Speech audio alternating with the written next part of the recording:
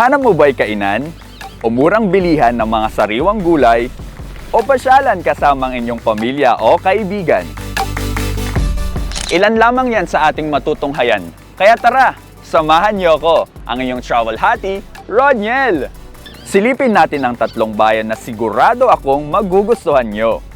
Dito sa ganda mo, Pangasinan! Simulan na ang pasyalan.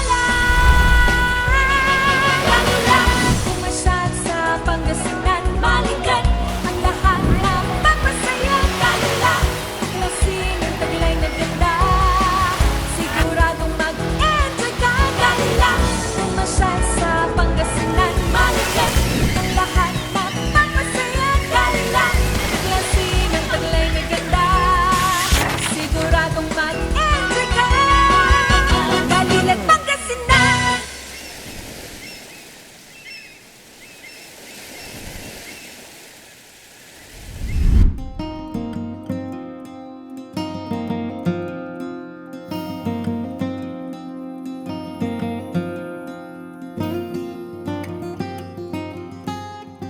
Tradisyon na ng mga Pilipino na kapag pumapasyal ay bumibisita sa simbahan o groto.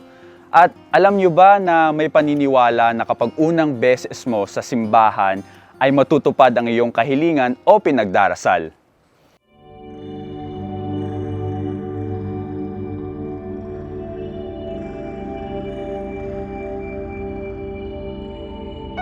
Mula sa town proper, 3 to 5 minutes lang, mararating na ang kilalang groto na ito.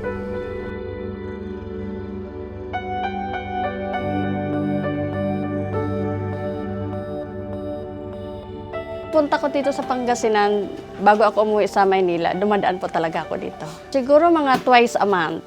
Bilis kasi sa akin to eh.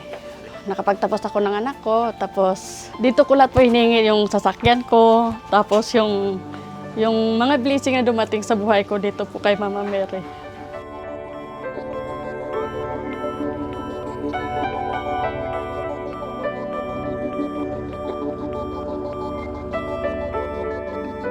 Lahat na hiningi ko sa kanya, binigay niya po sa akin. Parang please na please, hindi po ako umuwi sa Maynila na hindi po ako dumadaan dito. Kaya lahat kong hiningi sa kanya, binigay niya po. Answer prayer po ako dito.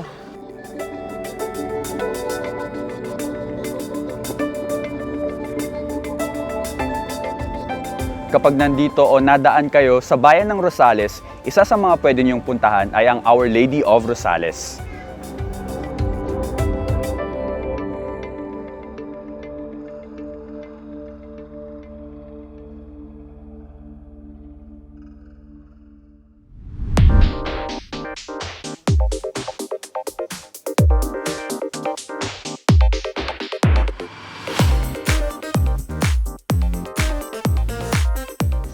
Nandito tayo ngayon sa isang pagawahan ng tinapa dito sa Carmen West, Rosales, Pangasinan. At inagahan natin yung punta dito dahil kapag sumikat na yung araw, sarado na sila kasi dispatch na lahat ng benta nila. Tara, check natin.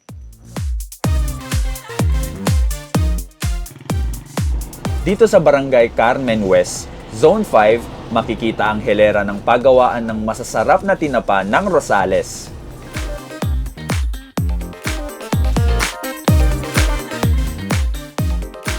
Kumusta naman po yung proseso paggawa ng tinapahan dito sa Rosales, Pangasinan? Ayos naman yung mga proseso namin dahil marami naman nag-order dito. Mayroon Alcala, mayroong yung Rosales, mayroong Ilocos, ganyan. Mayroon din abroad. Sa ano naman po, sa oras ng pagbukas dito sa tinapahan nyo, Tay? 1 o'clock na. Yung naglalaga bago tuloy-tuloy na yon. 1 o'clock. Kumusta naman po yung bentahan nyo dito sa mga tinapa nyo po, Tay? Okay naman. Ayos naman yung bindaan. Kung mayroon nag-order yun, okay naman yung mga Malakas order. naman. Okay naman. Tama-tama lang sa araw-araw na pagbili sa mga gamit namin. Saan nyo po inaangkat yung mga tinapa na nandito, Tay? Galing sa Malabon ito, galing ng Malabon, tapos sa Ordanita namin kinukuha. 40 pesos.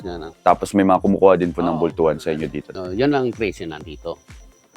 Sa lahat ng mga nag-aangkat na kumukuha, Ganon ang presyo. Pero 40, bahala na sila kung magkano ang ibibenta nila.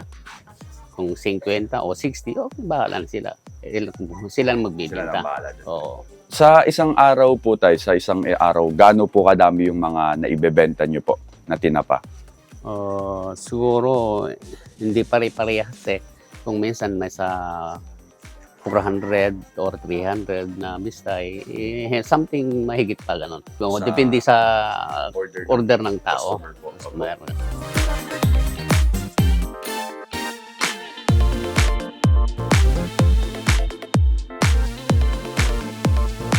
20 years na ako nagtitinda. Ang gastos sa bahay, okay. Dito lahat. Ang gastusin sa mga bahay, okay lang. Sa mga bata. Pamana lang sa akin to eh. Sa magulang ko. Kinuha ko na. Alam nyo ba na Rosales was thought to be named Rosal dahil marami nito sa bayan noon? Ngayon naman, kilala sila sa fresh at malinamnam na tinapa. So, Nanay Marlita, yung una pong proseso is kukuha tayo ng isda and then ilalagay po natin dito sa bistay. Pare-parehas pa para maglilima. Kailangan pare-parehas ang size. And after ko pong ilagay, ano pong susunod na proseso? Kukunin po ng taga-soob namin. Papausokan na po. So, yung pagpapausok po, may factor po siya kung gaano po itatagal nung tinapa. Yung may kulay, mga 1 o 2 araw lang yung ganun. Pero yung mga walang kulay, yung soob lang, medyo matagal, mga 3 days, 4 days, may 1 week. Yung walang spray po. And after that, ibabalot, then dispatch po.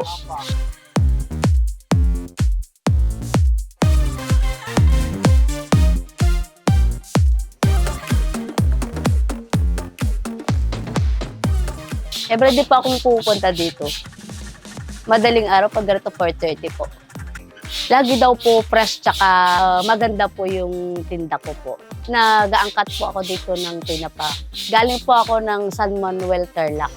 Nakakatulong po to sa kabuhayan ko po kasi nakapag-aral na po. Meron pa ako pinapaaral na anak.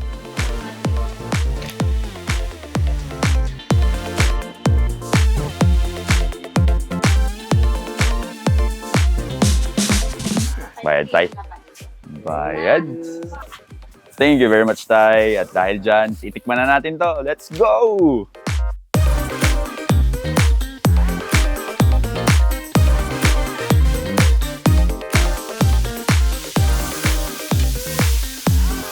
Kain po tayo!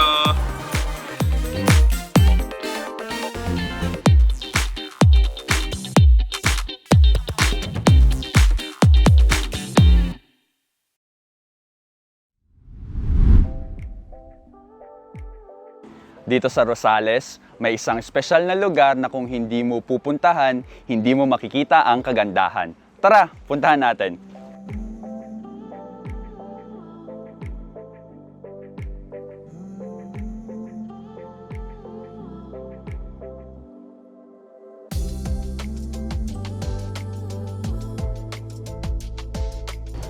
Makikita sa Carmen Tiplex Interchange ang Casa Amarillo na certified ng Department of Tourism as museum o gallery.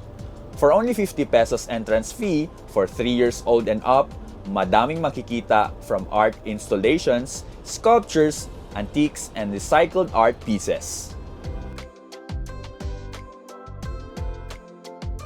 So Casa Amarillo, Amarillo is a Portuguese term for yellow, and in our school also, because this is we believe that there are 3 kinds of education, which is human, material, and spiritual.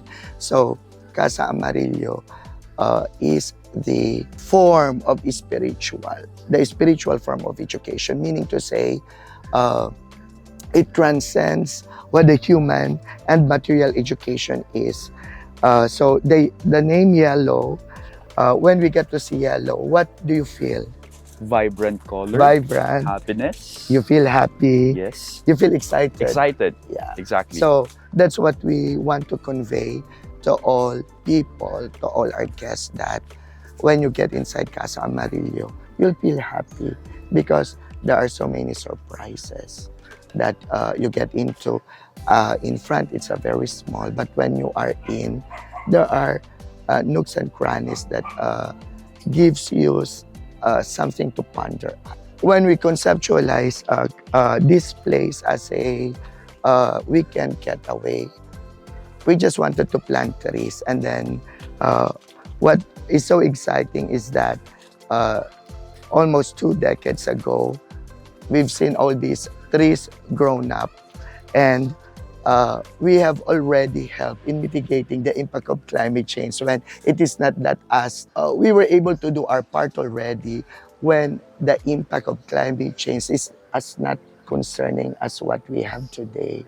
And that's what we want to impart to everyone, that you see all the art installations also, it's one way or another to show people that we can recycle, reuse, but hindi naman siya yung parang pangit na tignan. You can raise it to a higher level and it becomes form of art. I would like to invite everyone to please come and visit Casa Amarillo so that you will be having a piece of our story. Interesting ang Tiagos Gallery. Dati itong pahingahan ng mga may-ari. So ito nga yung mga inukit ng mga Cordillerans during the pandemic while they were stranded here.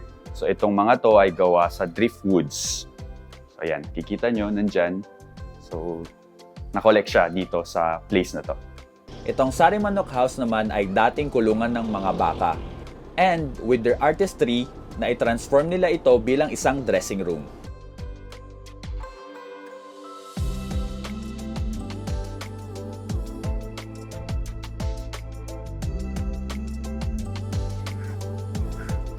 Iba ang ganda nito sa umaga, pero iba rin ang ganda nito sa gabi.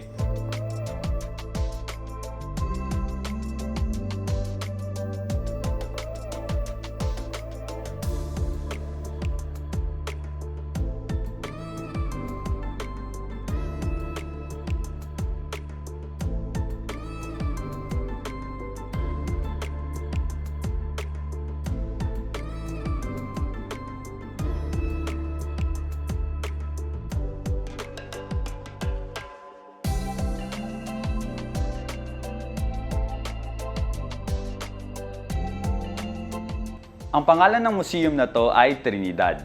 At ang mga nakikita nyong artworks dito ay gawa ni Ma'am Epifania Concepcion at Ma'am Alma Bella R. Santos. At ito, kung makikita nyo to, ito ay gawa sa driftwoods. Pero ang nakakamangha dito ay very artistic yung pagkagawa niya dahil hugis baboy siya. At dito nyo din makikita ang mga gulong ng kuliglig na ginagamit sa mga tradisyonal na pagsasaka. Siyempre, kasama na rin dyan ang pasagad na hinihila ng kalabaw kapag mabigat ang mga palay, bigas o panghila din ng mga dayami kasama ang mga magsasaka.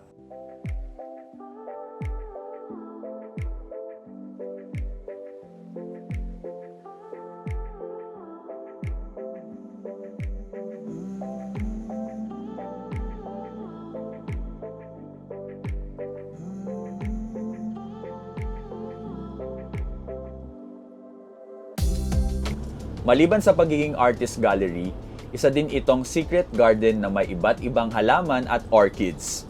Dahil dito, kinukuha ang Casa Amarillo for special events and photoshoots. Meron ding restaurant with special dishes at accommodations kung nais magpalipas ng gabi.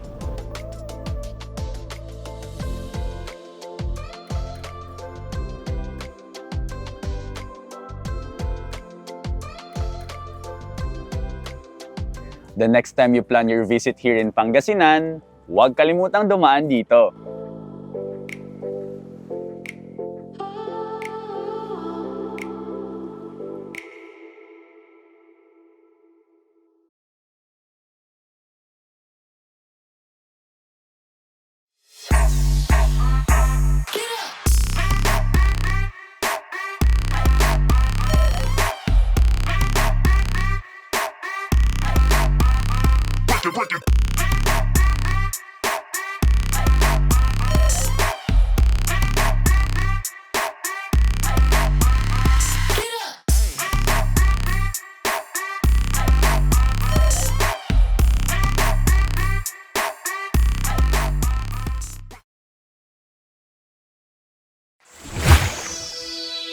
Go to a splash wave.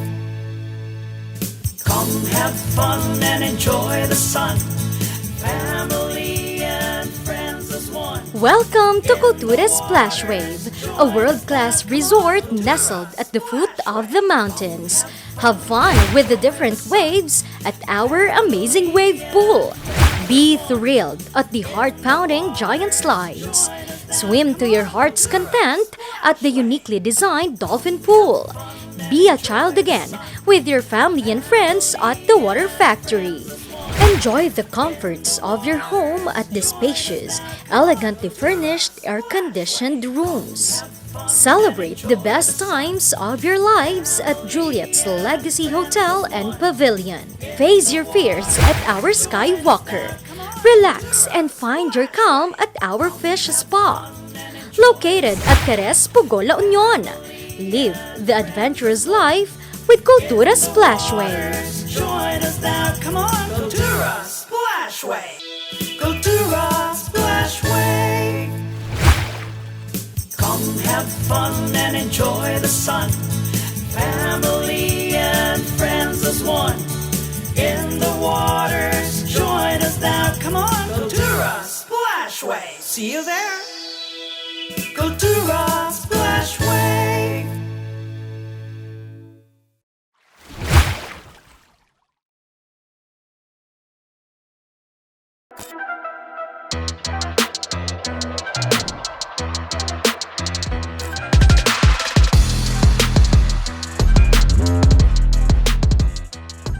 The safer, the better.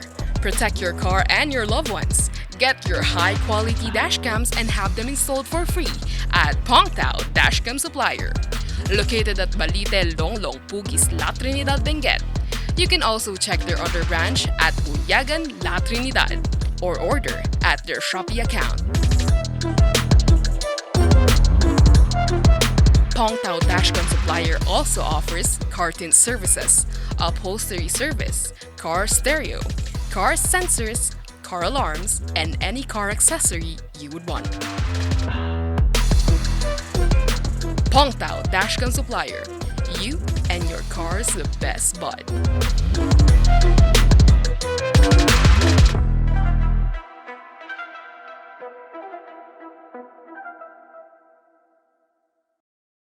Kalilat Pangasinan.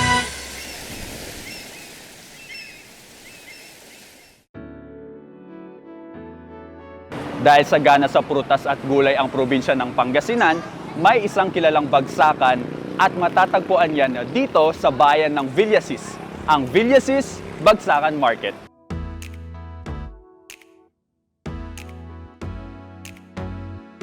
So nandito tayo ngayon sa fruit and vegetable section ng Villasis Bagsakan Market at nakikita nyo naman na napakaraming fresh na gulay at prutas. At practical tip lang, para sa mga gustong makuha ang pinaka-fresh na gulay at prutas dito sa Villasis Bagsakan Market, as early as 3 a.m. dapat nandito na kayo. And don't worry, para sa mga hindi morning person, huwag mag-alala dahil until 7 to 8 p.m. bukas ang Villasis Bagsakan Market.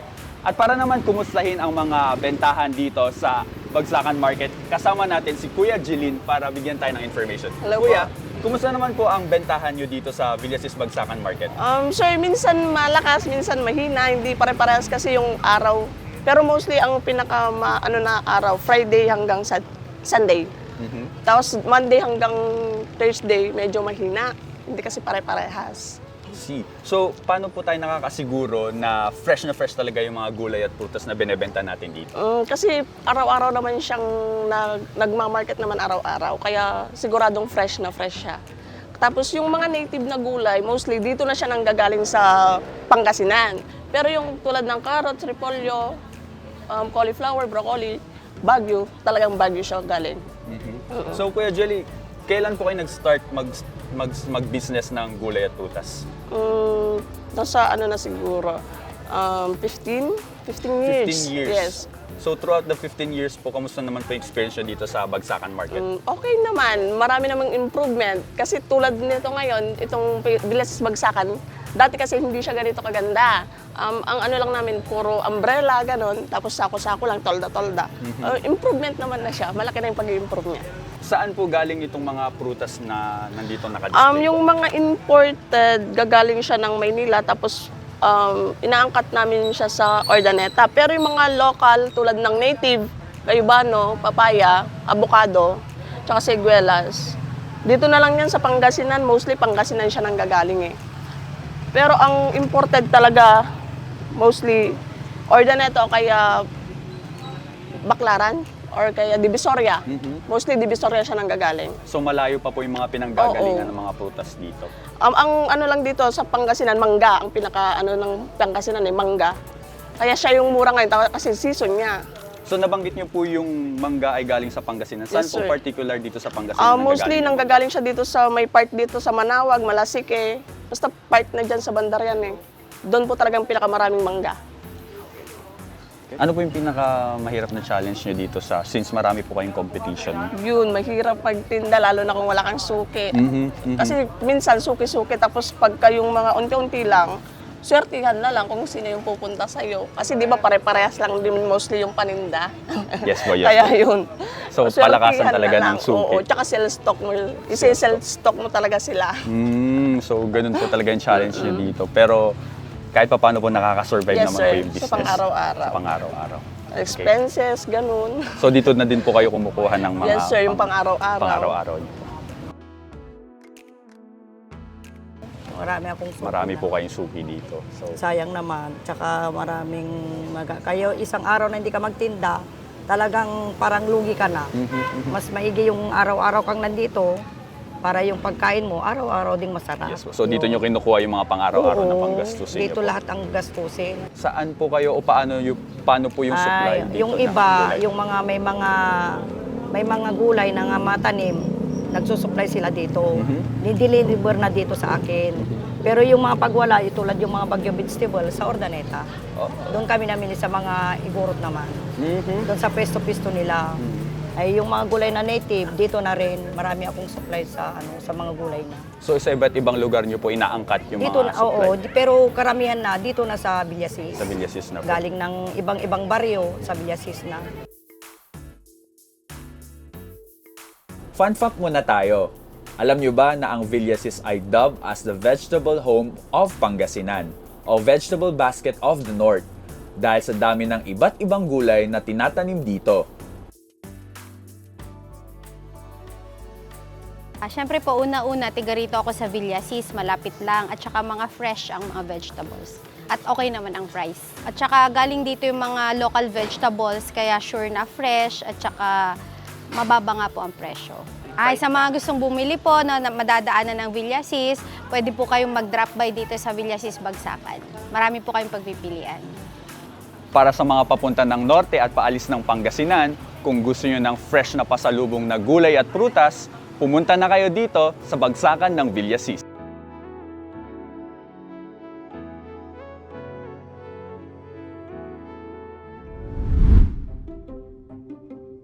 If you have spare time after nyo mamalengke at mamasyal sa Bagsakan, pwede kayong dumiretso dito sa Barangay San Nicolas, Zone 5, Villasis, Pangasinan, 3 minutes away from the town proper. At dahil saktong-sakto, gutom na ako, try natin yung pagkain nila. Tara!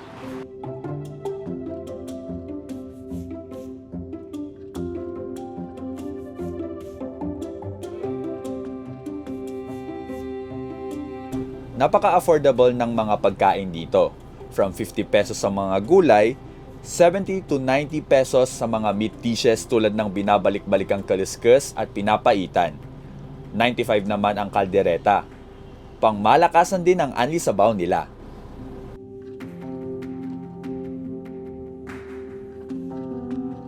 Sarap yung pagkain nila dito. Madali lang po hanapin. Kasi bypass na po yun dyan sa gilid, papunta sa amin. Papuntang Malasiki. Palaging inulit-ulit kong ulam yung papaitan po. Best kung almusal o lunchtime magpupunta dito dahil as early as 3 p.m. nagkakaubusan na. Nanay, ilang years nyo na pong pinapatakbo itong business nyo ng kaliskusan at pinapaitan? Since 2013 pa po kami dito. Nag-start kami sa labas. Ilang table lang po doon kami. Tapos nung mag-widening na itong sa labas, pumasok na po kami dito sa gitna. Tapos ilang table na po. Medyo malaki-laki na, lumalaki po yung mga customer. Yun, dito na po namin naisipan. So, nag-expand po yung business nyo from over there, Opo. ngayon na nandito Lumaki na. na lumaki. So, nanay, ano po yung naging reason nyo bakit nag-start po kayo ng business na ito? Kasi po, nagpapaakal pa ako ng mga anak ko noon. Ngayon, tapos na lahat. Sa awa ng Diyos. Yeah. So, hindi naman po like deep yung reason nyo bakit kayo nag-start. Hindi po kayo mahilig dahil sa kambing, kaya ako nag-start ng ganitong business? Hindi, Or mahilig po kayo sa pinapaitan? Pinag-akalan din lang po namin yun. Tapos, nahasa yung aming pagluluto. Ayun.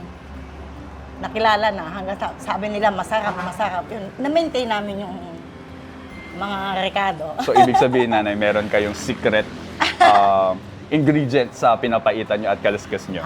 Yun lang pong pure talaga. Hindi kami naghahalo ng iba. Yung iba po kasi malabnaw. Ito sa amin puro talaga.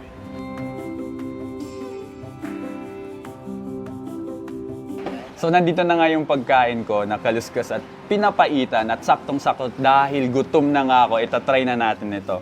And at the same time, bukod sa ino-offer nila itong napakasarap na pinapaitan at kaluskas, nag-o-offer din sila ng unlimited sabaw dito. Kaya naman sulit na sulit ang pera mo.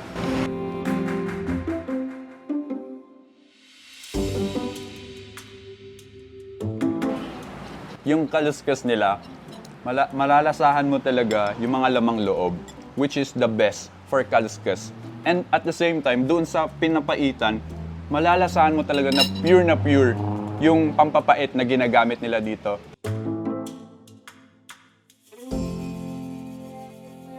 Grabe, paubos ko na yung kanin ko, pero yung ulam ko na kaluskus at pinapaitan, hindi pa rin.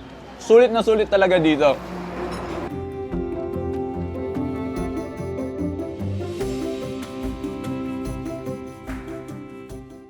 Bulok, maliliit at hindi ba malusog ang inyong mga halaman? Omega Green ang kasagutan.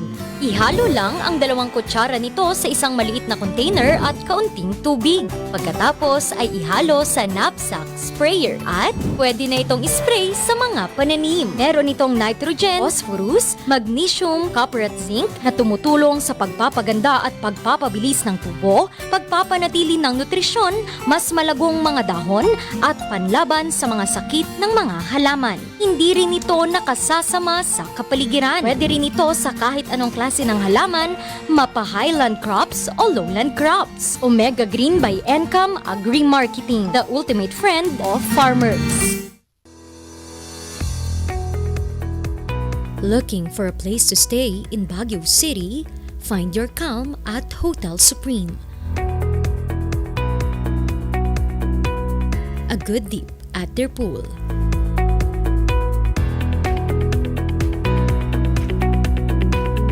Clean and comfortable rooms with a view.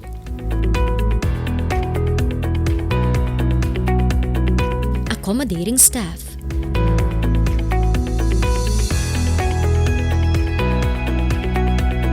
You can also enjoy a sip of coffee at their coffee shop. Good food for a good mood at their restaurants. Spacious halls for events, and many more. A perfect balance of business and relaxation, all at Hotel Supreme. Balilan Pangasinan.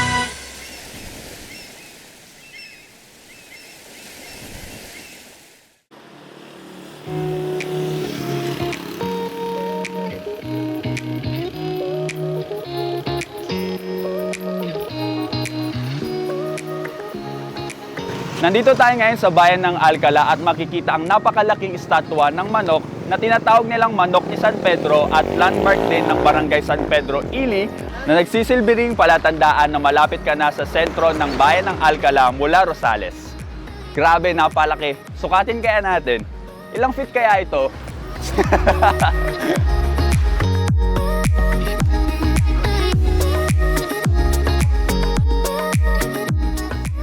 Nandito tayo ngayon sa Alcala People's Park sa sentro ng bayan nila at dito nagsasama-sama ang pamilya, barkada o magjowa kung gusto nila mag-unwind o kaya naman just relax. So tara, check natin.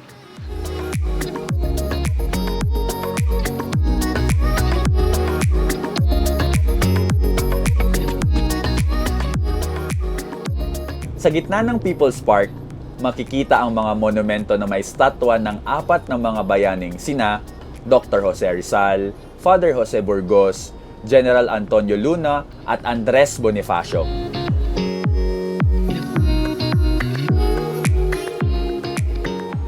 Hello po ate, taga dito po ba kayo? Hindi po, taga Bayambang po. Bakit po kayo nandito? Nagpa-practice po kami para po sa final po namin ng volleyball sa PE po. Oh, so final requirement. Bakit ito ang napili niyong pagpraktisan para sa final requirement niyo? Kasi po yung place na po nito is comfy po siya at saka maluwag. And yung mga kaklase ko rin po kasi taga Alcala, kaya ito po yung napili po namin na lugar.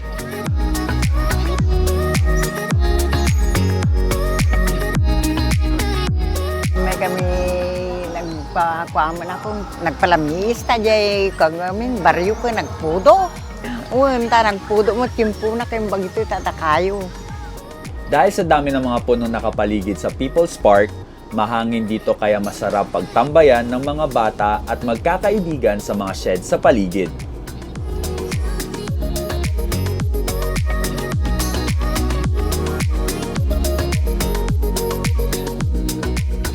Kung papunta kayong Rosales o Bayambang at napadaan kayo dito sa Alcala, Pangasinan, pwede muna kayong dumaan dito sa People's Park para magpahangin, kumain, or to bond with your family members.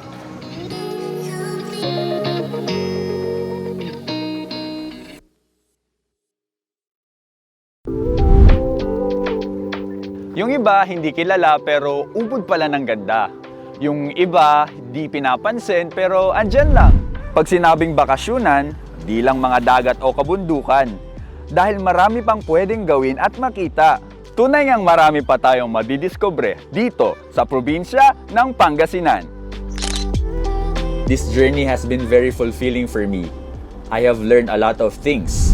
Mula sa paggawa ng tinapa sa Rosales na talaga namang matatakam ka sa sarap, pati na rin ang mga napakasulit na kaluskas at pinapaitan ng Villasis Pangasinan, hanggang sa picture-perfect na Casa Amarillo na not only good for your newsfeed on social media, but also good for your soul. Totoo ngang napakarami pang tinatagong yaman ang probinsyang ito, kaya naman hindi na ako makapaghintay para sa susunod nating paglalakbay. Dito lang yan sa ganda mo, Pangasinan!